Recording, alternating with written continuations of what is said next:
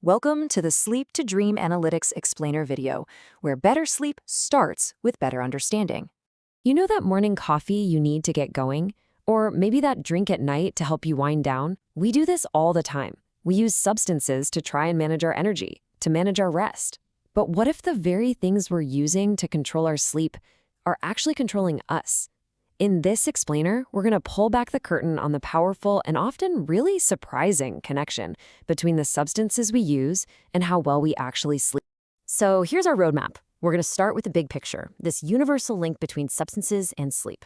Then we'll dive into two of the most common ones out there, stimulants and alcohol.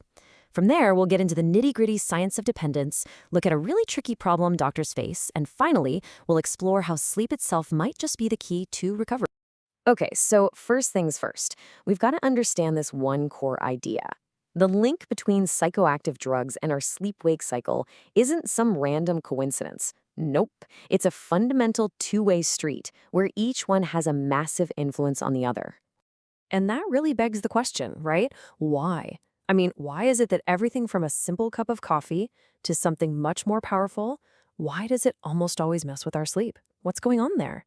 Well, the answer is actually pretty straightforward, and it's basically a universal rule in this field. If a drug has a high potential for abuse, you can bet it's going to have a major impact on your sleep. And get this, it's not just a side effect. It's a core part of how these substances actually work. So to see how this plays out in the real world, let's start with something most of us know very well. Caffeine.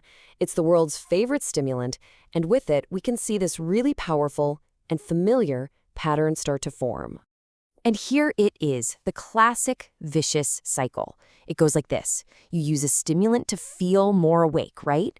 But that disrupts your sleep later that night. So the next day, you're dragging, you're tired because you slept poorly. So what do? You reach for another stimulant to get through the day. You see the loop? The solution you're using is also the thing that's causing the problem in the first place.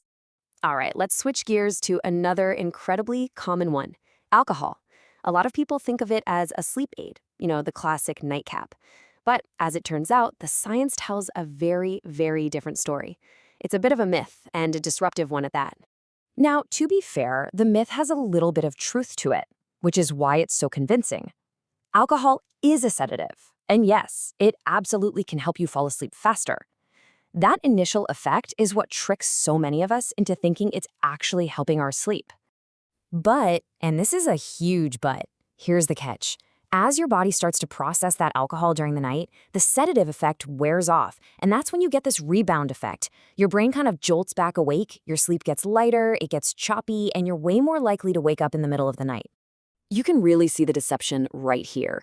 In the first half of the night, things might seem great. You're in a deeper sleep.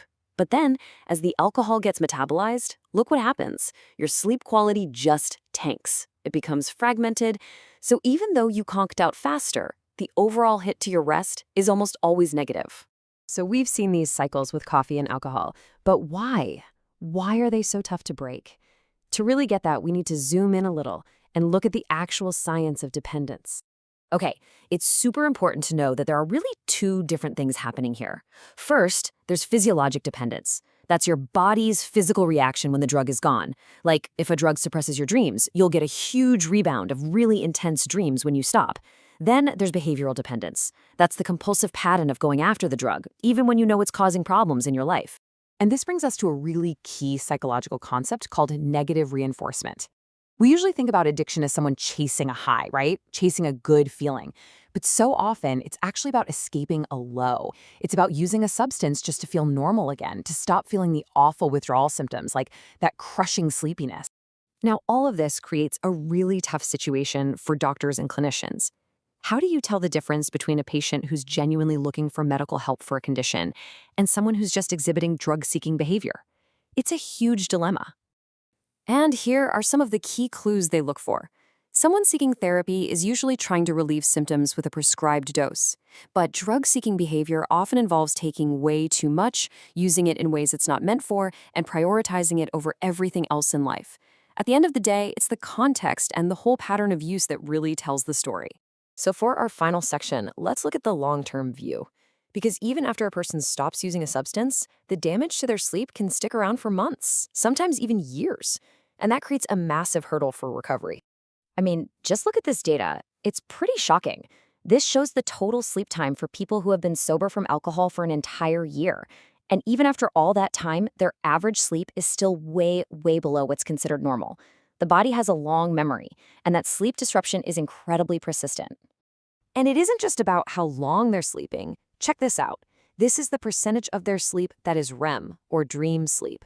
It stays abnormally high. This is a sign of something called REM pressure. It's like the brain is desperately trying to make up for all the lost dream time. It's a huge signal that the fundamental architecture of their sleep is still broken. And this right here is why all of this matters so, so much. That elevated REM pressure we just saw, it isn't just a lingering symptom. It turns out it's one of the single most powerful predictors of relapse. So bad sleep isn't just a consequence of past use, it's a massive risk factor for future use. Which leaves us with this really critical and actually kind of hopeful question. If we know that poor, disturbed sleep is such a strong predictor of relapse, then couldn't that be a major key to a lasting recovery? It really suggests a whole new way of thinking about treatment, where fixing our rest might be one of the most direct paths we have to rebuilding a life. Thank you for watching the Sleep to Dream Analytics Explainer video. We hope you sleep well and dream easy.